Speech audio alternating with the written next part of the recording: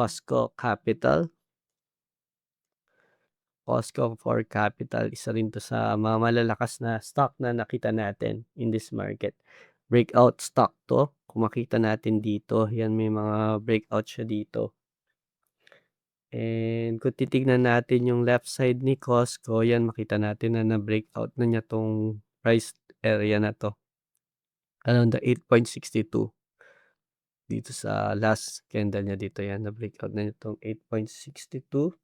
So, possible next resistance natin would be this area kasi ito yung merong mga, double top actually yan mga top resistance niya. Major resistance 'to niyan bale itong 9.26.